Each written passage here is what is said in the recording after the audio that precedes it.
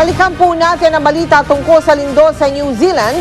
Lubhang nag-aalala ang pamilya ng isa sa mga nurse na naipit sa gumuhong gusali doon. Nakatutok si Mariz Umali live mula sa Cavite. Mariz. Mel, punong-puno pa rin ang pag-aagam-agam ang pamilya ni Jewel Francisco, isa sa mga Pinay nurse na pinaniniwalaan na trap sa gumuhong gusali sa New Zealand. Mahigit isang araw kasi matapos tumama ang lindol doon, wala pa rin silang makuhang malinaw na balita tungkol sa kanilang anak doon.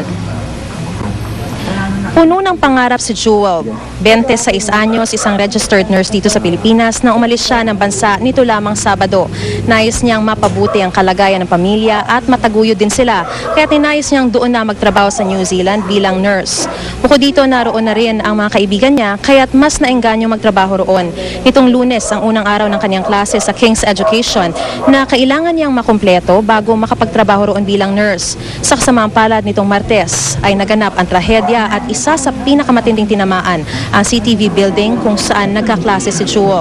Tumawag na ang kanyang ina sa Philippine Embassy sa New Zealand pati sa DFA at Red Cross, pero wala pa rin silang makuhang balita sa kalagayan ng anak.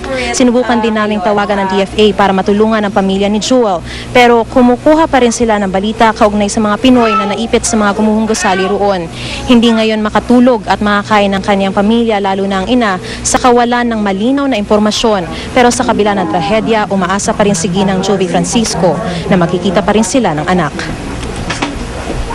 2 days na bago pumunta, parang di ba nakaka-frustrate na yung anak mo doon wala man lang assist o kung may maano man lang kaming balita, kung talaga bang nandun siya.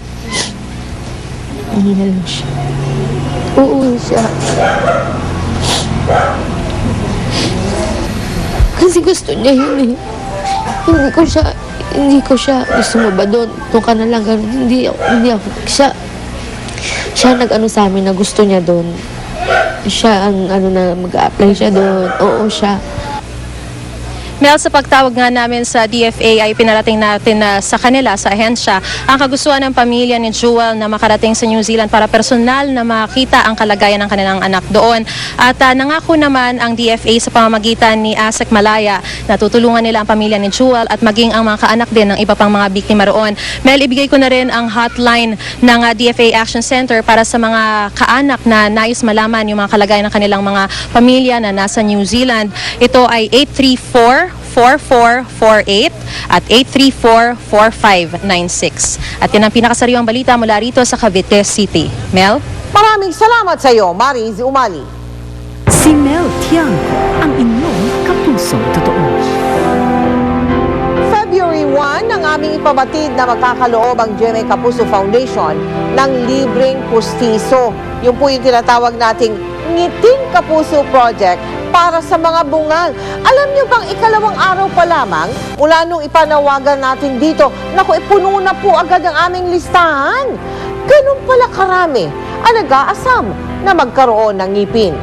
Tungayan po ninyo naganap na screening. Maaga pa lamang, mahaba na ang pila. Sila mga matyagang tumawag para makasalit sa ating proyektong Ngiting Kapuso. Last year, nabigyan natin ng pagkakataon yung mga pulang-pulang ang ipin. Pero sa ngayon, itong time na to, doon naman natin, extend naman natin yung ating serbisyo para naman doon sa mga walang ipin. Iba-ibang dahilan kung bakit sila tuluyang nabungal. Siguro dahil na rin yung sa stress, kaya nabulok di kaya naapektuhan yung ngipin ko. Pagkapanganak ko po sa panganay ko, unti-unti na pong nagsakita yung ngipin ko hanggang napudpud po. Hanggang sa bunso ko po.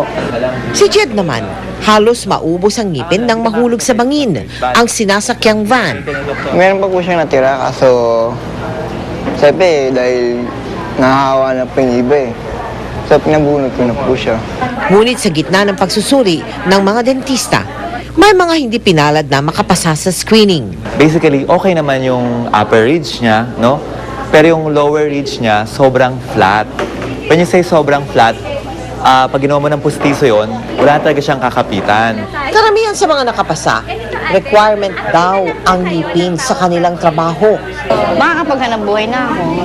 Diba? Kasi ngayon parang nahihiya ako eh. Gusto ko magpangipin dahil nga gusto ko magkatrabaho. Kung sa anak ko po, marami din po kasing problema sa anak ko.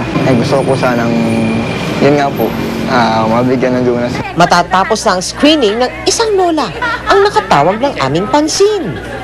Labis daw ang kanyang excitement nang mapanood ang tungkol sa ating libreng pustiso. Nakahingi ako doon sa Lunita ng pamasahe ko papunta rito. 50. Si Lola Emilia ay isa lamang sa mga kababayan natin na ang tahanan ay ang Luneta. Pangarap daw talaga niyang magkaroon ng pustiso. Masaya. May ipin na ako, makakakain na ako ng matigas. At may pahabol siyang panawagan. Nananawagan po ako kung saan man ang kapatid ko, Felipe Arpon. Sana magpakita siya sa akin.